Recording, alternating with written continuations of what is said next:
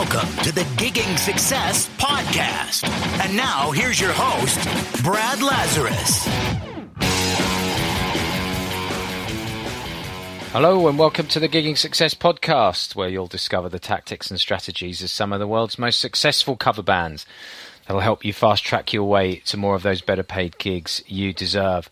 So today we've got one of my special episodes where I don't have an interview guest, but what I am doing is going to just talk you through a recent blog post.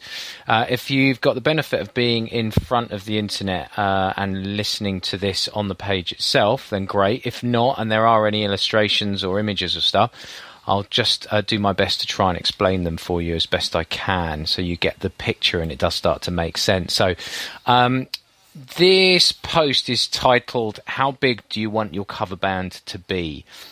So the idea of taking your cover band to the next level of success can be a tricky transition. It's often easy to get comfortable in the status quo. Just think that, you know, we're a 10 gigs a year cover band and not really believe or have the confidence to increase that number significantly. So the point being is that you've kind of sat in this position for maybe a comfortable amount of time and you're having problems thinking about how you can push forward.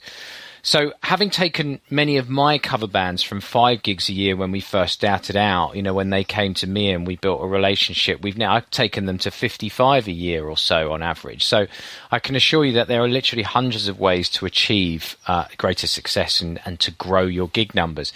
So how can you set yourself on the path to a more assured level of success with your cover band career?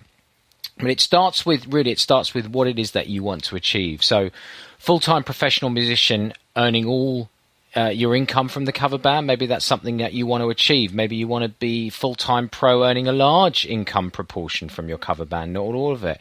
Or you want to make enough money from your band so that you can stop working non-music related jobs. Or increase the fees and income you receive from each booking. Maybe you feel as though you've got enough bookings and you just want to increase the income from each one.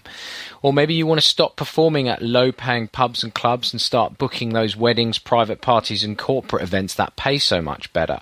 That's what we're all about, obviously, at Gigging Success. So whatever you want to achieve that's further on from where you are now will take a different mindset, i.e. you need to start thinking bigger. So where do you even begin, though? How do you think bigger? The key to success is about toggling between thinking big and moving things forward by taking smaller, more manageable steps. So what I've done is just really lay out 3 ways that'll help you make some progress. So first one is get in the right frame of mind. First off, set yourself some goals. Work back from where you want your band and career to be. Think big here, but don't be unrealistic. Going from 15 gigs to 100 in a year is just not realistic, and you're setting yourself up for disappointment. Long-lasting, solid success never comes overnight. Anything worth having is never going to come really, really easily and quickly. So it's a cliche, but so true, that it's a marathon and not a sprint. Setting yourself unrealistic goals will bring on a sense of urgency inside you that you just can't be sustained, and it isn't healthy for you. So you'll make bad decisions and burn out if that's the way you think. Slow and steady does win the race. If you can think it and imagine it in your mind, then you can create it. It sounds woolly, doesn't it? But it's so true. Every single thing in this world that was created by man started out as a thought in someone's head. So stop and think about that for a moment. Your career as a professional musician running a super successful cover band business, doing what you love day in, day out, might be a thought for you now, but could be a reality in the future if you think it through. So believe it can be done and you'll achieve it. Second one, treat your band like a business. I'm sure you've heard this before, but if you're about to stop listening to this, then because you heard the word business, then, you know, if the answer is yes, you are about to stop listening, you've got to get real with this scenario. It's a myth that success comes through talent alone. Yes, it's massively important. But if you read the bio of any successful artist, and you'll find that a huge proportion of their success comes from their business-like approach. You need to get yourself thinking about your cover band like a small business. One of the trickiest waters to navigate here is getting your fellow band members to buy into this concept. It's one of the biggest issues readers of Gigging Success blog face, and it's beyond the scope of this post to go into ways of dealing with that, but I advise that you listen to my interview with Graham Nash from Daft Cover Band. He comes up with some simple and seriously effective tactics for dealing with this. So if you get onto the blog and you just search for Graham Nash, you'll find that one. You need to get organized. This means understanding what the band-related jobs are that you need to do. List them out on a checklist, and then this stops you having to think and rethink about what it is that needs to be done all the time. It'll save you time and energy in the long run, leaving you more time to do the fun stuff, which is the performing. Start seeing yourself not just as a performer and musician, but as a marketer of what you do. The key to going pro is ensuring that the people that need to know about your band actually know about it. That's what marketing is.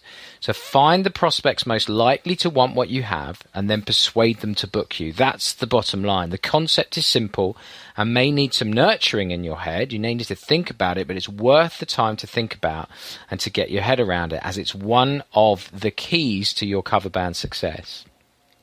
Explore more of the free blogs and podcasts on the giggingsuccess.com website for some more specific strategies and tactics, or you can go and get my guide at giggingsuccess.com/CBE, and that has 5 tactics that you can get going with. Number 3, stop cover band envy, that's in quotes, and start learning from them. So musicians who run cover bands tend to be quite secretive about the fees that they charge, how they get their bookings, and what the tricks of the trade are. A wall goes up around you when you're like this, and you almost become a prisoner in your own world. Even worse, I've spoken to cover bands who purposely make a decision not to look at other band websites or diaries for fear of becoming envious or jealous of their success. This is just a crazy way of thinking. I call it cover band envy syndrome, and it'll hold you back for years if this is the way that you're thinking. Thinking bigger about your band means that you really should have an abundance mindset. There's enough gigs to go around for bands that are good, and if you take the time and effort to present and market themselves well, and that's again what we're all about at Gigging Success. The fact that you're on this website, or you're listening to this and you have read this or you've listened this far into the post or into this podcast, marks you out as one of them. You know, you're streets ahead above most other musicians out there. So now go and embrace your fellow cover band musician friends in other bands. Build relationships with them to the point that you can exchange information and ideas and everything from the music through to the marketing. Now, one of the key reasons for me starting the Gigging Success podcast was to help musicians like you who built, not necessarily like you, but for musicians who built 10-foot brick walls around themselves and suffered from this, what I call cover band envy, so that you could see and hear what other successful musicians were doing to become successful. It's such a healthy thing. So a great starting point to building any relationship is to offer that person something of value before you ask to take something from them. So the next inquiry you get for your band that you can't do, pass it on to another band that could do it. It's the perfect foil to start a conversation, and who knows what you'll learn from it.